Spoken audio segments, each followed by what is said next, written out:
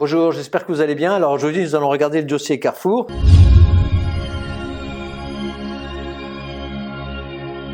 Et pour regarder Carrefour, une bonne manière de le faire, c'est de regarder les évolutions du chiffre d'affaires au dernier trimestre. Et donc, vous voyez, si on prend le chiffre d'affaires au dernier trimestre, la première chose qui frappe, c'est que c'est 23,6 milliards d'euros. Vous voyez, c'est très important. C'est une énorme société. Et ce chiffre d'affaires est réalisé à presque 11 milliards en France, 6,5 milliards dans le reste de l'Europe et 6,3 milliards en Amérique latine. Et donc, vous voyez, pour le reste de l'Europe, c'est surtout l'Espagne, et pour l'Amérique latine, c'est surtout le Brésil. Voilà, donc France, Espagne, Brésil. Voilà, c'est surtout ça, Carrefour.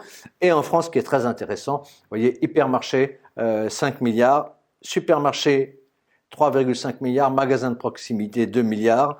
Donc, ça veut dire que les supermarchés, les petits formats, si vous voulez, sont plus importants maintenant en France chez Carrefour que les hypermarchés. C'est une forme de révolution. Voilà.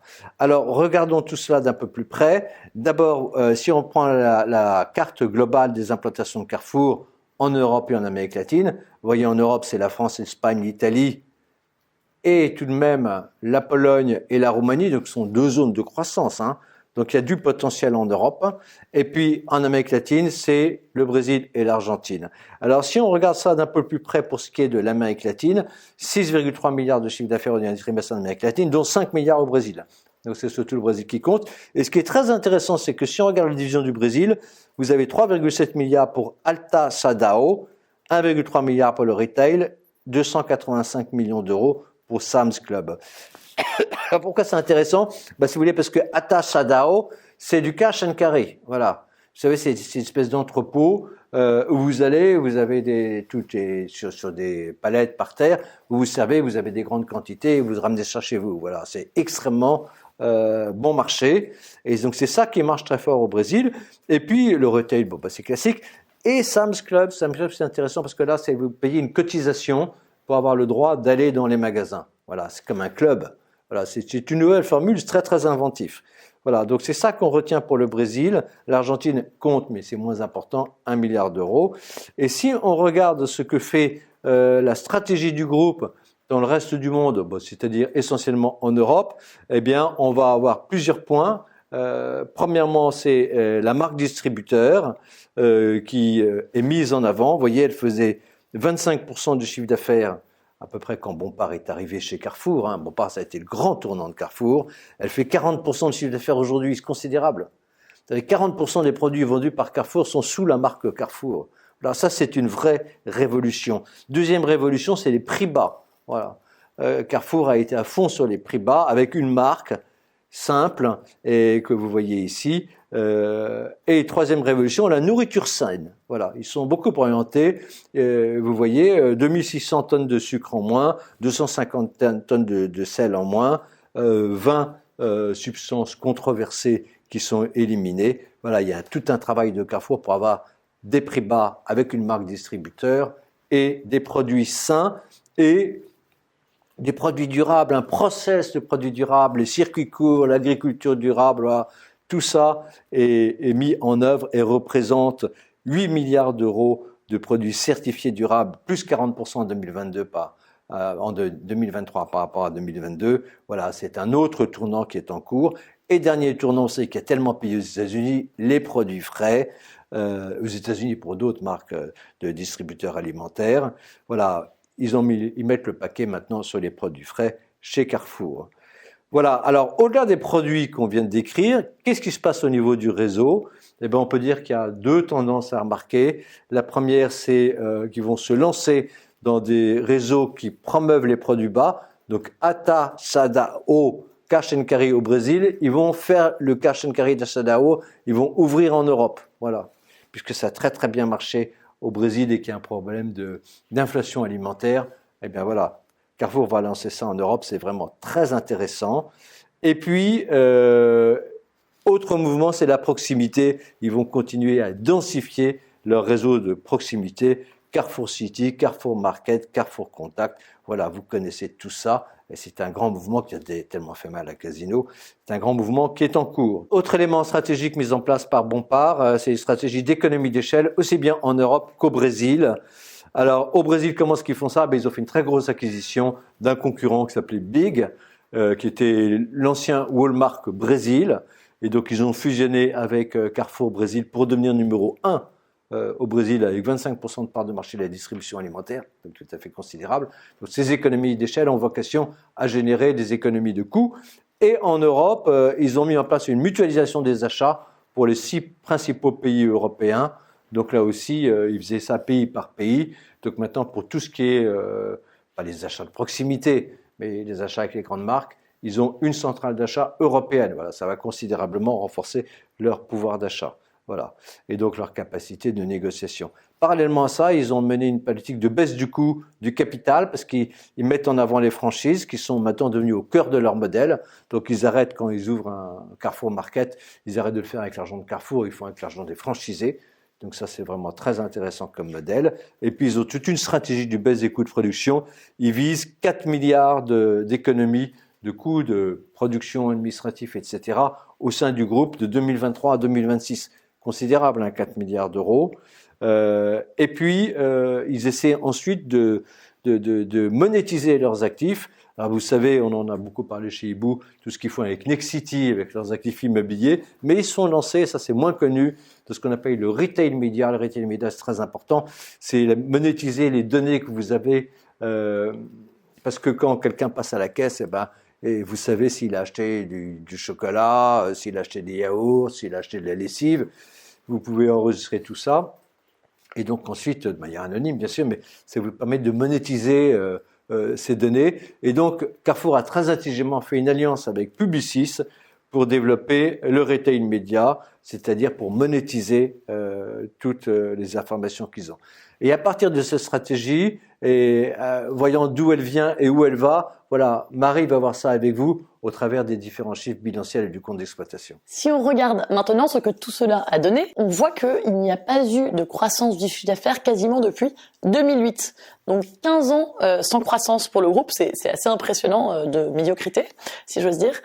Mais on voit que voilà, en 2021, il y a une petite croissance, 2022, ça se poursuit. Donc il y a l'air d'avoir un petit retournement ces 2 dernières années. Si l'on regarde maintenant le bénéfice net par action, on voit qu'il est en baisse quasiment continue aussi depuis 2008. Et en 2019, il y a une petite inflexion, enfin une forte inflexion même qui se poursuit jusqu'en 2022. Donc on sent qu'il y a des choses qui commencent à changer. On peut peut-être relier ça à l'arrivée du nouveau patron et également à la hausse du chiffre d'affaires dont on parlait à partir de 2020. Donc visuellement, on sent qu'il se passe quelque chose. Allons creuser pour voir ce que c'est sur les autres ratios comptables. Quand on regarde la valeur ajoutée sur le chiffre d'affaires, c'est toujours intéressant à regarder parce que ça indique souvent la stratégie de la société et ici en l'occurrence la stratégie de prix. Et on voit qu'il y a une stratégie assez offensive de baisse des prix depuis 2017. Visuellement, c'est très frappant. À mettre en comparaison là encore avec l'évolution du chiffre d'affaires qui repart un petit peu à la hausse depuis 2 ans et du bénéfice qui repart à la hausse depuis 4 ans, et donc qui recommence à monter dans la foulée de cette stratégie. Donc voilà, c'est une stratégie de baisse des prix qu'il faut retenir, qui ne s'est pas faite au détriment de la croissance des ventes, ni de celle du bénéfice. En parallèle, quand on regarde le bilan et ce fameux ratio dette nette sur EBITDA, on voit qu'il y a une stratégie de prudence bilancielle qui est mise en place, avec une dette nette sur EBITDA qui n'arrête pas de baisser. On solidifie vraiment le bilan de la société, on sécurise tout ça, et on descend en dessous de 1 fois l'EBITDA, et on voit qu'il y a une petite reprise en 2022 de la dette, comme si après 10 ans de consolidation, ça y est, on a assuré ses arrières, et on peut recommencer à repartir, on peut recommencer à investir. Dernier point intéressant à creuser, surtout pour la grande distribution, c'est le besoin en fonds de roulement. Petit aparté, dans la distribution, c'est vraiment un indicateur très important, puisque donc les distributeurs vont vendre leurs produits en 48 heures à vous et moi, et en revanche, ils vont régler leurs fournisseurs à 1 mois, 2 mois, 3 mois. Donc le différentiel entre les deux, ça constitue pour eux donc une ressource, et structurellement, leur besoin en full roulement est donc négatif. Et voilà, ça va constituer vraiment une ressource qui peut être très importante pour les Carrefour et autres. Et là, on voit donc le BFR rapporté à leur chiffre d'affaires passe de moins 13% en 2004 à moins 7% en 2022. Donc il y a une forte évolution. On peut se dire, est-ce que c'est une dégradation puisqu'il a été quasiment divisé par 2, ou est-ce que, et c'est plutôt ce qu'on pense chez Ibou, est-ce que ce ne serait pas une sécurisation? Ils ont sans doute moins mis le couteau sous la gorge à leurs fournisseurs en les payant plus vite.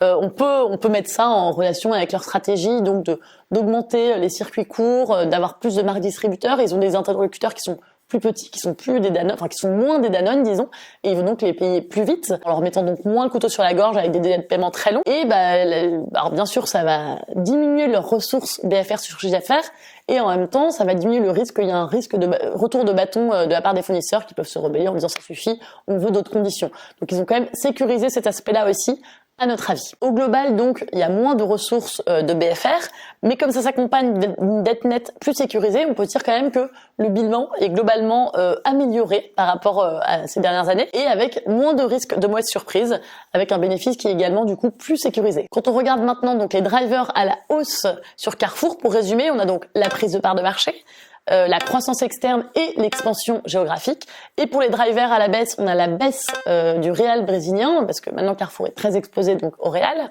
une baisse de la croissance économique, en particulier en Amérique latine, et bien sûr la montée de la concurrence. En termes de valorisation, selon les prévisions des analystes, on a un PER qui est donc de 10 fois les bénéfices en 2023, 8 fois 2024, très en dessous donc du PER moyen historique qui est plutôt de 16, et on a une progression moyenne par an du bénéfice par action attendu de environ 5%, avec une vraie sensibilité aux devises. Ça, c'est assez difficile à évaluer en amont, donc il faut le prendre en compte quand on regarde l'investissement. Et donc, on peut se dire, avec un PER aussi bas, même un PER constant, on peut donc attendre une progression attendue du cours de l'action d'environ 5% par an. Si on ajoute le dividende, 3,5%, on va monter à 8,5% par an. Et quand même, on peut s'attendre à une revalorisation très possible du PER. On va creuser un peu là-dessus. Là, si on voit le PER moyen annuel, on voit qu'il y a vraiment un effondrement à partir de 2018, alors même que, on l'a vu dans l'analyse, depuis 2018, il y a une vraie stratégie qui a été mise en place, et notamment une stratégie de sécurisation sur tous les plans, avec une baisse des prix, une solidification du bilan, une solidification aussi du ratio BFR sur chiffre d'affaires, même si il se contracte, mais en même temps il est plus solide, il est moins aléatoire, disons. Donc voilà, les fondamentaux pour la reprise du groupe ont été mis en place, et donc là on est mûr pour une revalorisation qui n'a pourtant pas encore eu lieu, donc c'est sans doute le moment. Si on regarde la droite de régression dans le cas de Carrefour, elle n'est pas utilisable, parce que sur tout notre historique, on a 20 ans de crise, donc la majeure partie en fait de l'historique de cours.